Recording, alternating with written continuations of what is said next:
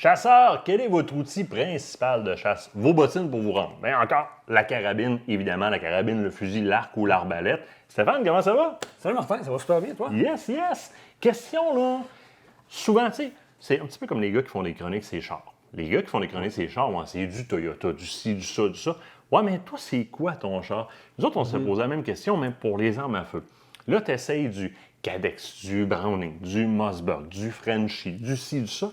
Mais toi, tu chasses avec quoi? J'ai pensé à amener l'arme avec laquelle je chasse, à carabine, encore cette année. Je dirais que c'est tout simplement, on a changé le modèle versus les dernières années, mais je suis encore dans la même lignée. 6.8 Western. Oui. Puis je vais dire X-Bolt parce que la dernière, c'était une Mountain Pro, si je ne me trompe pas. Non, une Max Long Range. J'avais une Max Long Range. Cette fois-ci, celle-là, c'est la... Ça, c'est la Speed LR. La Speed LR. Speed LR pour Long Range. La Speed LR qui est, pour moi, très bien conçue. Pas trop de cossins, quand même très léger. Dans une gamme qui, et c'est pour ça que je disais, je vais dire X-Bolt de manière générale, oui, 6.8 Western, c'est le calibre avec lequel je chasse. Ça, c'est une première notion à retenir. Mon autre X-Bolt, c'est une suppresseur RD en 308.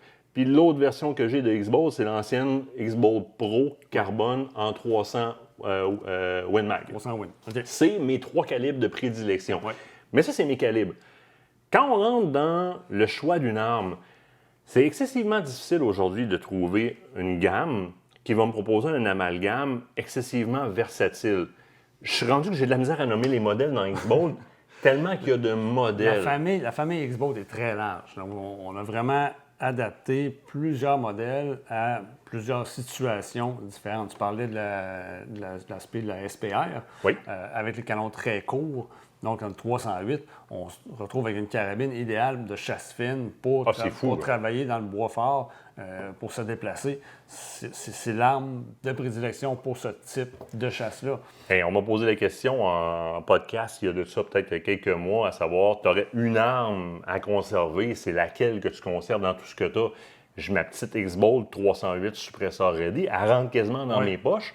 Puis, excessivement surprenant, au champ de tir, quand je fais le test, à quand même bonne distance pour un canon court, je conserve énormément de répétitivité dans ma précision. Je groupe, je centre énormément. Fait que je fais comme, c'est un no-brainer là, à cette grosseur-là. Il n'y a pas vraiment d'autre, il n'y a pas de compromis, si on veut, avec cette arme-là. Aller jusqu'à, tu sais, on part de là, on part dans les versions pro, on a du canon flûté, non flûté, de la Max Long Range, la Mountain Pro. Il y a beaucoup de choix dans X-Bolt. Ça te permet vraiment de choisir ton style de chasse, puis je dirais un peu comme des magasins de chaussures. Ouais. Tu vas trouver qu'est-ce que toi, tu es à l'aise avec. Ouais. C'est le gros avantage. Mais si on se débarrasse de l'accessoirisation, puis on va regarder le cœur de la X-Bolt, pourquoi on achète une... Vous allez acheter, je sais pas, un F-150, il y a un centre à ça s'appelle un moteur, vous l'accessoirisez après. Qu'est-ce qu'on achète comme moteur quand on achète un X-Bolt? La première chose que je te ferais noter, c'est vraiment le système de détente. C'est une détente, je ne sais pas si tu as remarqué, tu revois entre la détente et le pontet, il n'y a à peu près pas d'espace. Deux feuilles. À peine 2 mm. Et des fois, les gens pensent que se demandent que c'est défectueux ou si c'est vraiment fait comme ça.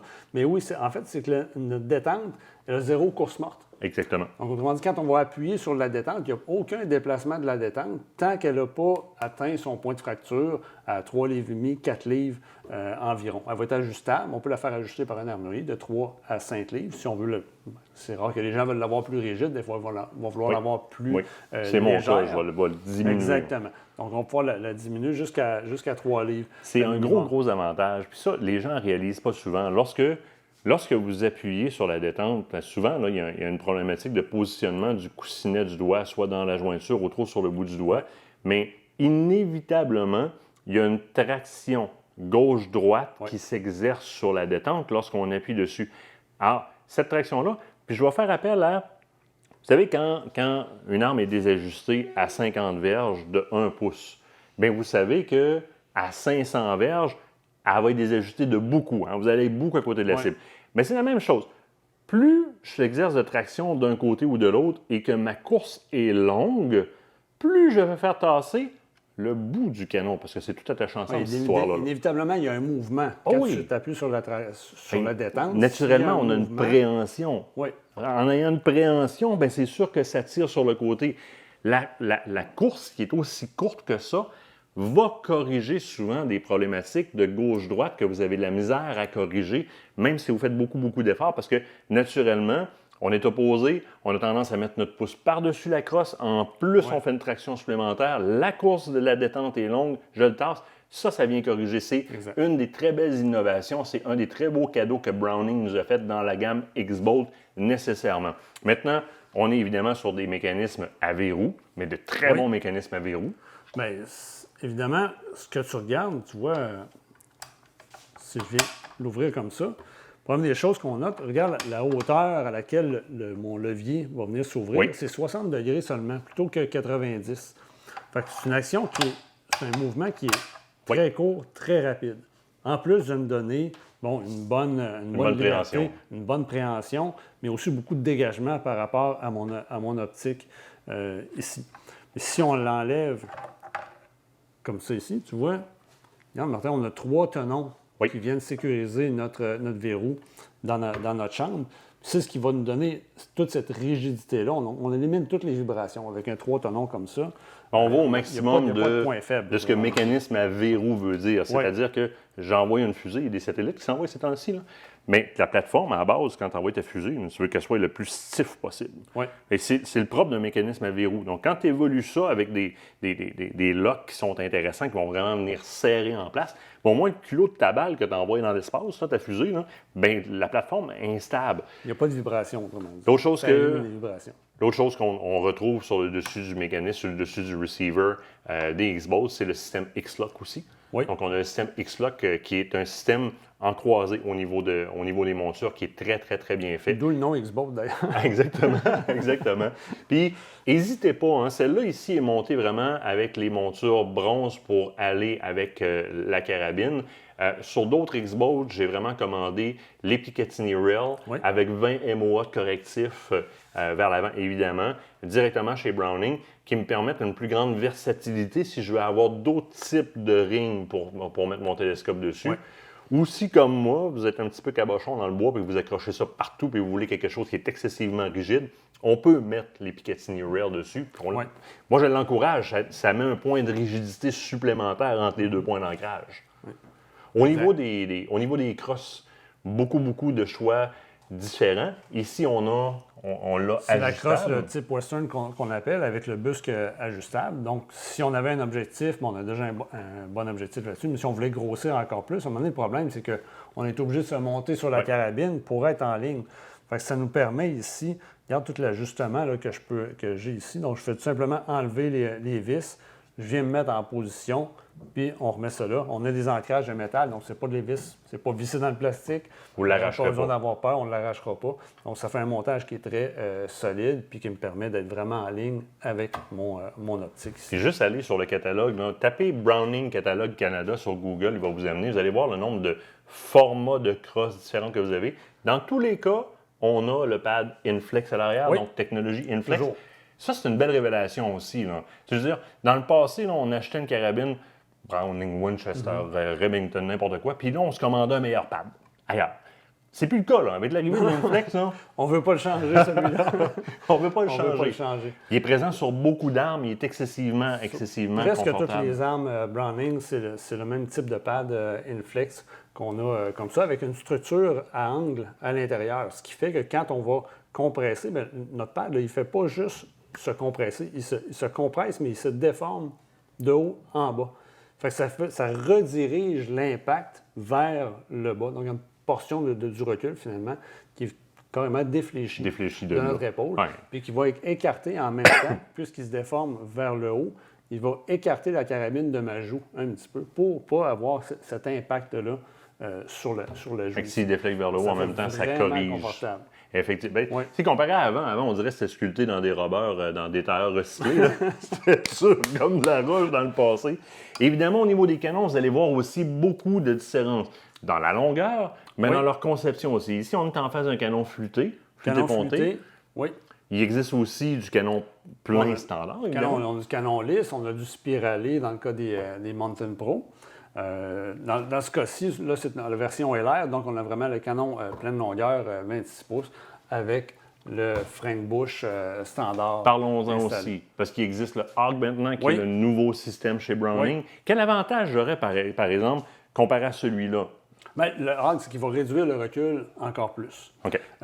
Parce qu'on a des ouvertures beaucoup plus grandes et puis sur le côté seulement. Il y en a pas, donc il n'y a pas de perforation en haut, il n'y a pas de perforation en bas. Alors, si on voudrait faire un tir couché, par exemple, Exactement. j'aurais pas de la garnotte dans les yeux. Exact. Donc, puisqu'il n'y a pas de gaz qui sont échappés vers le sol, bon, on n'a pas de blast de poussière là, qui vont lever comme ça.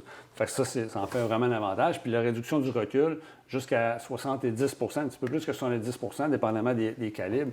C'est vraiment hyper performant. Ça en vaut la peine. Évidemment, ça augmente le bruit. C'est un frein de bouche. Donc, protection auditive tout le temps quand on tire avec ça.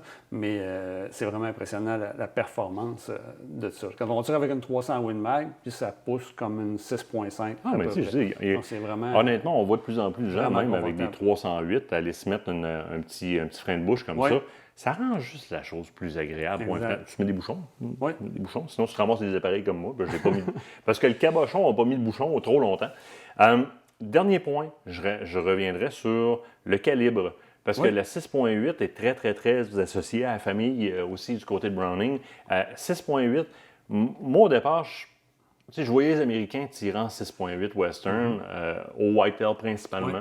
Fait comme, c'est un autre gimmick des Américains, etc. Puis Mark, il fait comme, non, je t'envoie une 6.8. Bon, c'est correct, moi, je chasse avec une 6.8. Tu sais, moi, j'étais 308, 270 WSM, puis 300 Win Mag.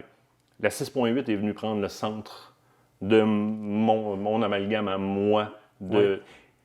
C'est impressionnant comment. Puis tu chasses aussi en 6.8. versatile, oui. Tu chasses aussi en 6.8. Bien, la beauté, c'est que c'est un calibre qui est très versatile.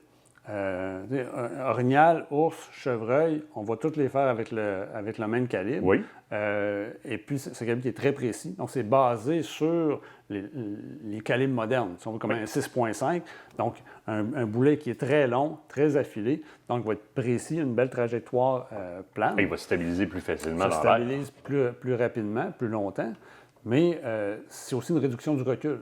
C'est ce qui est le plus impressionnant. C'est une action courte. Si on compare, tu parlais de 300 Win Mag tantôt, un super de calibre. L'avantage avec le 6.8, le recul. Donc, j'ai la même énergie pratiquement, donc à des virgules près qu'une 300 Win, mais avec 16-18 moins de recul. C'est énorme. C'est assez impressionnant comme ce qu'on réussit à faire avec à développer ce calibre-là. La première récolte que j'ai faite avec la 6.8, c'est sur un chevreuil.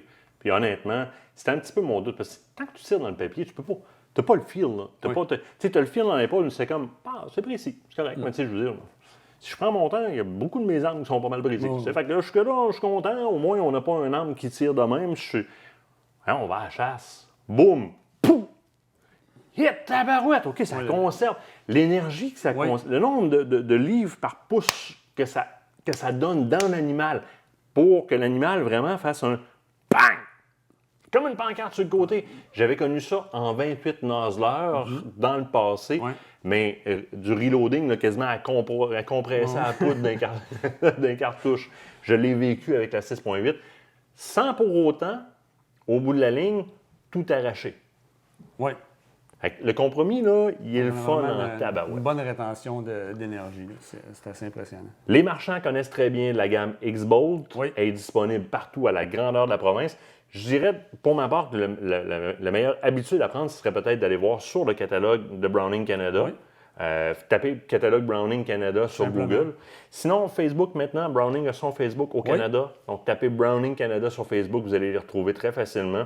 Stéphane, un énorme merci. Ça me fait plaisir. Merci, Martin.